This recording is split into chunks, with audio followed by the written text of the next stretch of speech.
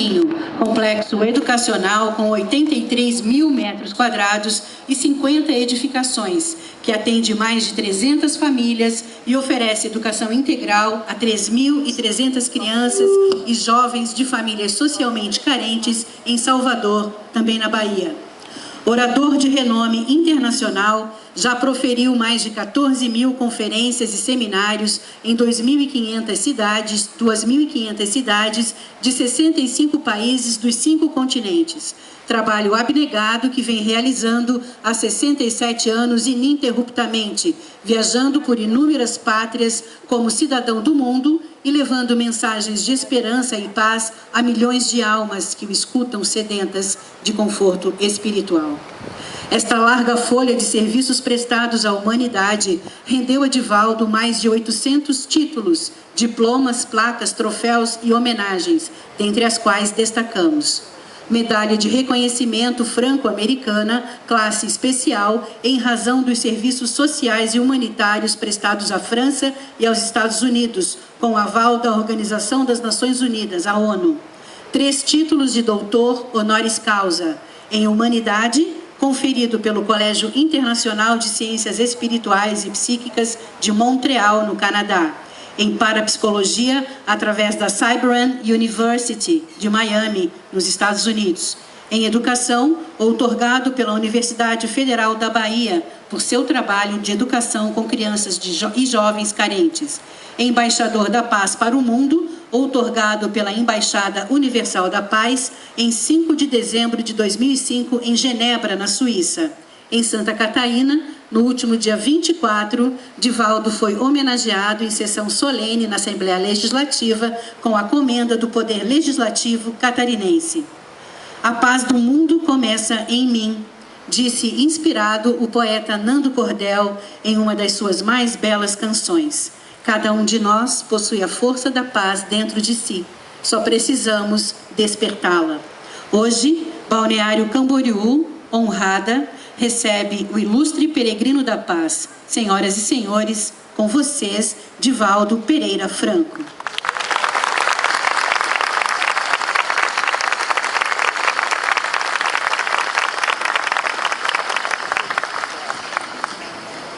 Queridos amigos e amigas que nos antecederam com o seu verbo iluminado, senhoras, senhores, queridas irmãs, queridos irmãos espíritas, jovens, nossos votos cordiais de muita paz. Profundamente sensibilizado, desejo agradecer a homenagem da Fundação Cultural, que reconheço não merecer, mas aceito-a como estímulo aos propósitos abraçados há várias décadas em benefício da construção da paz no coração da criatura humana. Segundo o notável escritor Will Durant, a sociedade terrestre sempre esteve em guerra. Lamentavelmente, o maior número de guerras foi provocado pelas religiões, mantendo as religiões identidades específicas, como a crença em Deus, na imortalidade da alma, na justiça divina, desencadearam guerras terríveis que mancharam a história com o sangue de vítimas inocentes. Mas a criatura humana, apesar da sua belicosidade, resultado natural dos seus instintos agressivos, herança antropológica do seu processo de evolução, a sociedade atingiu um alto nível cultural, particularmente após a segunda metade do século XX e na atualidade da primeira década do século XXI. Conseguimos interpretar vários enigmas do macrocosmo. Penetramos a intimidade das micropartículas, encontramos a energia. No entanto, se realizamos uma jornada vertical na direção do infinito através do intelecto, não logramos o mesmo êxito através do sentimento. Ainda matamos com ferocidades tribais. Neste momento de cultura, de ética e de civilização, ainda podemos ver as limpezas étnicas, qual a ocorrida não há muito na Iugoslávia, as lutas tribais terríveis em Ruanda, os campos de concentração, as guerras internas pelo terrorismo, as batalhas travadas nos países mais civilizados, a ameaça de uma terrível guerra entre a Rússia, a Europa e os Estados Unidos. Porém, mais devastador é a presença da violência no cerne do coração da criatura humana. A violência hoje é de natureza pandêmica, e a Organização Mundial de Saúde, examinando a violência que vige em toda parte, estabeleceu que se trata de uma doença do espírito, e que somente no espírito deve ser tratada. É que vale dizer que essa pandemia, que começa na intimidade de cada um de nós, vem se tornando assustadora, insuportável, em estatísticas alarmantes, que faz vivamos o grande período do medo da criatura humana. Nada obstante, a proposta extraordinária de Jesus, para que vivêssemos amados, a atualidade prescreve que estejamos armados. E ao nos armarmos uns contra os outros, em um mecanismo inconsciente de defesa, agredir antes de ser agredidos, o amor cede lugar ao sentimento isolacionista, ao outro de prevenção e ao outro de revolta, que deságua invariavelmente nos atos injustificáveis da criminalidade. Trata-se de um momento muito grave na geografia emocional da história contemporânea. Por ocasião do início do novo milênio, foi muito curioso notar-se a preocupação da Unesco quando apresentou uma proposta de natureza universal. A interrogação era: será possível a paz entre as nações? E então foi apresentado um memorando que estabelecia 6 itens apenas para que a paz vicejasse entre as nações. O primeiro item é muito simples. Ele propõe que nós preservemos a paz. Onde haja paz, mantenhamos esse espírito de cordialidade. Não sejamos nós a discrepar, a criar embaraços, a apresentar situações que dificultem a harmonia e o intercâmbio pacífico e pacificador. O segundo item é rejeitar a violência, simplesmente rejeitá-la, não a valorizar. Toda vez quando valorizamos o mal, seja ele sob qual aspecto se apresente, ei-lo que toma corpo, que se engrandece, que agride e que se torna uma realidade, quando pode perfeitamente ser combatido através do silêncio e da não valorização do seu efeito morbífico. O terceiro item proposto pela Unesco é ser tolerante, não conivente, porém tolerante. Compreender que neste universo humano, hoje de 7 bilhões, 250 milhões de criaturas, enfrentamos diversos níveis de pensamento, níveis de desenvolvimento intelecto-moral, e cada um transita dentro de uma faixa evolutiva, tornando-se-nos indispensáveis elaborar um código de tolerância para aqueles que ainda tropeçam nas faixas primárias do desenvolvimento emocional, aqueles outros que derraparam pelas psicopatologias, esses outros que têm a intolerância, e assim sucessivamente. O quarto item proposto pela Unesco é muito simples: aprenda a ouvir para compreender. Perdemos a faculdade de ouvir.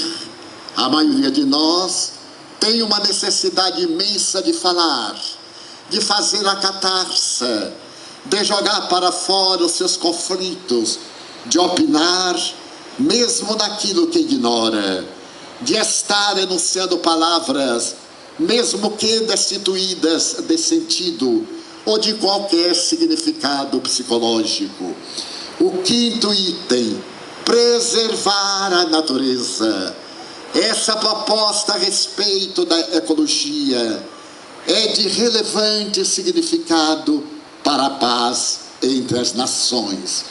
Porém, o sexto item, a mim, me provoca uma emoção em mim mais especial. É preservar e restabelecer a solidariedade.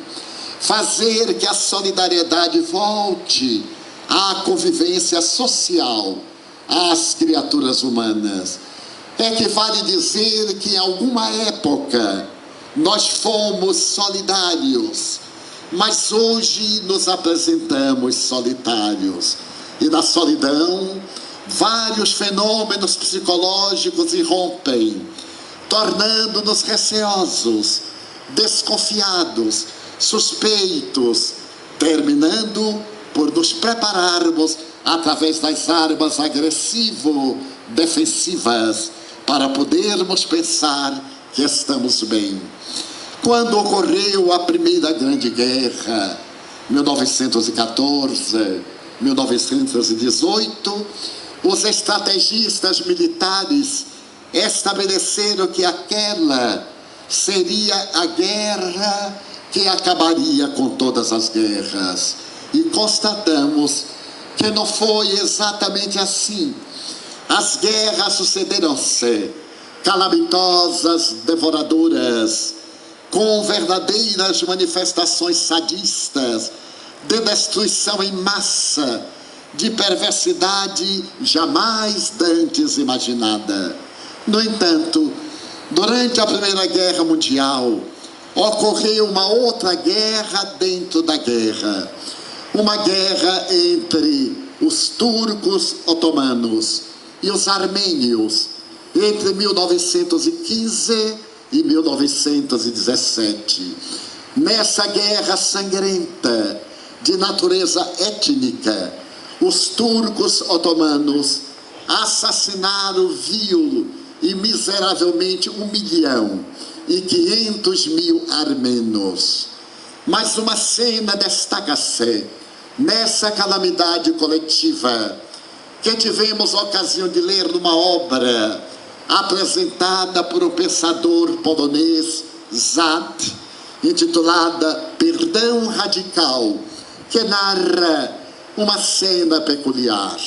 Numa aldeia armena, quando a guerra se estende, um dos grupos agressivos chega numa residência familiar, invade-a com os seus sicários e, sem qualquer motivo, mata os pais, os genitores, os chefes daquele modesto clã, que era constituído de 4 pessoas, os 2 parceiros e 2 filhas. Uma filha tinha somente 12 anos, e aquele homem terrível, com o boné cobrindo-lhe parte da testa, segura e atira a soldadesca, como se fora um pedaço de carne humana, às feras famélicas. E a outra, uma jovem de 15 anos, elege-a para o pasto das suas paixões. Sádico, agride-a, estupra naquele momento terrível e leva para sua casa, onde a utiliza na servidão carnal através dos mais baixos apetites que uma criatura humana pudesse cultivar. Ao lado de outras vítimas armenas, essa jovem experimenta na carne o ferretear das paixões asselvajadas do psicopata. Um ano mais ou menos depois, ela logra fugir. Uma circunstância não esperada proporciona-lhe evadir-se do cativeiro e passa o período terrível da guerra. É firmada a paz. Ela continua desenvolvendo os seus valores, marcada profundamente pelo sofrimento, e por volta da década 1920 e 30, ela resolve transferir-se da Armênia para a Turquia. Ali então, ela vai estudar enfermagem. Ela que fora vítima de agressividade selvagem, desejava ajudar vidas, construir vidas, atender pessoas sofredoras, enfermas, e diploma-se em enfermagem. Vai trabalhar em uma clínica pública, onde são apresentados os casos mais dolorosos na área da emergência. Certo dia, o diretor da clínica chama, ela estava com 30 anos, e diz que desejava solicitar-lhe a ajuda especializada para atender um paciente que todos recusavam. Tratava-se de um homem portador de uma dermatose degenerativa, cujo odor pútrido do corpo era insuportável para qualquer terapêutica que pudesse ser aplicada. Perguntou-lhe se ela teria coragem de dedicar-se a este homem que estava numa prolongada agonia. E ela, que era idealista, assentiu que tal era o mistério que havia abraçado, e foi levada para um quarto à parte no hospital de emergência. Ao chegar, ela percebeu o estado deplorável daquele cadáver que respirava. Com uma abnegação incomum, ela atendeu, limpou-lhe todas as chagas, envolveu-as em ataduras, colocou unguento, o medicamento próprio da época, manteve vigília em noites interminas. E 6 meses depois, o homem estava totalmente recuperado. Ao receber alta, o diretor do hospital disse-lhe: a sua vida pertence àquela jovem enfermeira.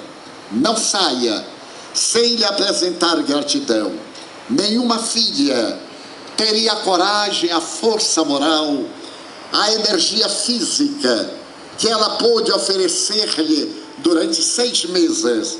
É uma heroína anônima da ação do bem. O paciente, agora curado, dirigiu-se à jovem enfermeira e agradeceu algo comovidamente. E quando ela lhe falou qualquer coisa, ele estranhou o acento da pronúncia das palavras e perguntou-lhe: você é turca, por acaso? Não, senhor. Eu sou armena. Ele disse: eu conheço a Armênia.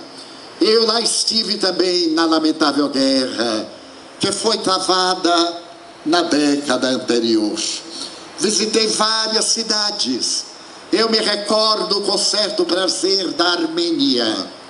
E ela, com serenidade, lhe disse: realmente, o senhor esteve também na minha aldeia, esteve na minha casa, adentrou-se nela pela manhã, sem nenhum motivo justificável, sacou do coldre o revólver, matou meu pai e matou minha mãe.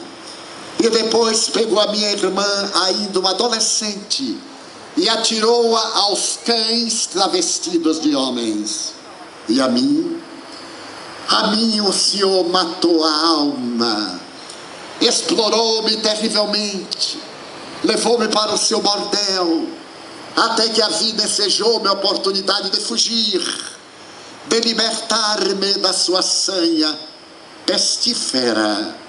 E eu, graças a Deus, consegui superar-me, de viver no país que trucidou o meu país, para poder ajudar. O homem estava petrificado, a palidez marmórea tomara conta da sua face. Numa voz embargada na garganta túrgida, ele perguntou: mas quando você veio me atender, você me reconheceu? Oh, sim. Como não iria reconhecer o sicário da minha família, o homem que tentou destruir a minha vida? Claro que reconheci. E por que não me matou? Não o matei, porque um dia, depois daquela tragédia de que fui objeto, eu li um pequeno livro, no qual um profeta galileu teve a oportunidade de dizer, depois de um sermão chamado das bem-aventuranças: eis que vos foi dito, amareis aqueles que vos amam, e odiareis aqueles que vos perseguem, que vos caluniam. Eu, porém, vos digo: amai aos vossos inimigos, e fazei-lhes todo o bem que vos seja possível. Quando eu vi a mensagem deste homem, que me luarizou a alma e penetrou-me no coração como um perfume de nardo, eu perdoei a todos aqueles que nos fizeram mal, e ao reencontrá-lo, eu agradeci a Deus e o perdoei, porque percebi que o Senhor não era mau, era apenas uma criatura infeliz, profundamente infeliz, porque somente as pessoas infelizes são capazes de praticar tanto mal qual aconteceu com o Senhor. E ao ler essa história e outras tantas, desse e de gênero mais forte, o extraordinário escritor, que é o pastor protestante hoje, residente nos Estados Unidos, pergunta: você perdoaria? Eu faço essa mesma pergunta a esse auditório, que cada um se responda a si mesmo. Você perdoaria a esse sicário, a esse homem perverso que lhe destruiu a juventude, que assassinou os seres mais queridos às gargalhadas, em um estado de poder temporal e de crueldade? O perdão é essencial para que viceje a paz, porque o perdão é o filho dileto do amor. Mas quando falamos em perdão, as pessoas logo se levantam para dizer que é quase impossível perdoar determinados graus de perversidade, porque por mais que deseje perdoar, não logram, porque não conseguem esquecer a façanha trágica da crueldade. E nesse sentido, há uma interpretação perturbadora, se não negativa, do significado do perdão. Na psicologia do perdão, perdoar não é esquecer o mal. Perdoar é não devolver o mal de que a pessoa foi vítima. Esquecer não é um fenômeno do sentimento, é um fenômeno da memória. Gostaríamos de esquecer-nos de muitas coisas e não logramos. Gostaríamos de lembrar-nos de outras tantas e não conseguimos. Então, o perdão tem regime de urgência. Perdoar, por exemplo, os estupradores que foram pais, familiares, aqueles que assassinaram a infância de milhões de crianças, que estertoraram nas suas mãos selvagens e foram vítimas da crueldade e da pedofilia. Perdoar os pais que não souberam, não quiseram educar. que se deixaram dominar pela embriaguez dos sentidos, pela embriaguez do alcoolismo, pela drogadição, pela promiscuidade moral, perdoá-los. Talvez eles não tenham feito a propósito, eram profundamente infelizes e assim foram tratados, repetindo a experiência de que foram vítima com aqueles que foram entregues temporariamente na vida biológica. Perdoar aqueles que não concordam conosco e se comprazem gerando-nos dificuldades pelo caminho. Perdoar aqueles que se tornam nossos inimigos, porque todos nós aqui temos inimigos. Em uma sociedade muito complexa, de variados níveis de comportamento, como nos referimos, é natural que a inveja, o ódio espontâneo, a competição injusta e os sentimentos inferiores predominem. Então, todos nós temos inimigos. Mas isso não é importante. Importante é não ser inimigo de ninguém. Ter a tranquilidade interior que gera a paz. Paz que é resultado de uma consciência reta, de palavras corretas e de ações dignificadoras. Somente pode existir paz quando o indivíduo logra estabelecer um código de equilíbrio na sua vida interior, porque nenhuma autoridade, nenhum governo pode estabelecer um regime de paz para os outros. O Brasil, por exemplo, politicamente está em paz. No entanto, nos últimos 10 anos, foram assassinados na via pública 50 mil indivíduos, retificando, 500 mil indivíduos, 50 mil cada ano, numa guerra que não está declarada.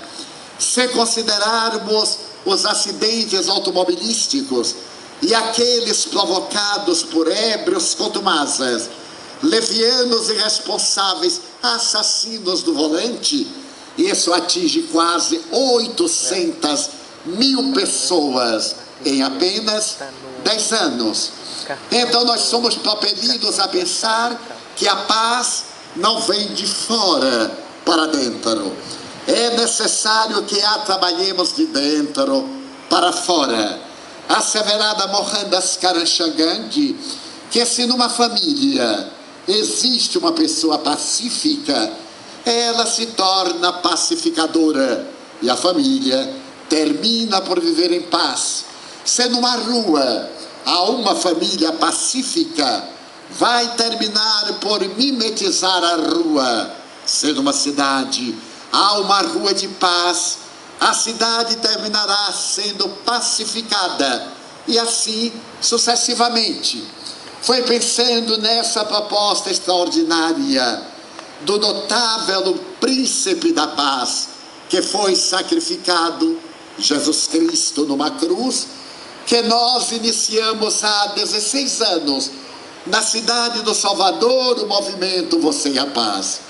Eu havia completado 70 anos e havia notado que a minha vida não havia logrado o significado de servir, porque nós estamos no mundo com o objetivo elevado, servir, e deveríamos disputar a honra de ser servidor e não a de ser servido. Então eu estive pensando em como fazer, depois de visitar mais de 100 penitenciárias do mundo, mais de 200 casas de detenção, de ver a tragédia do criminoso em si mesmo, os seus transtornos de conduta, as suas expressões de natureza patológica, a ignorância, os tormentos. Por que não fazermos um movimento em favor da paz, partindo de cada um de nós, para que possamos viver mesmo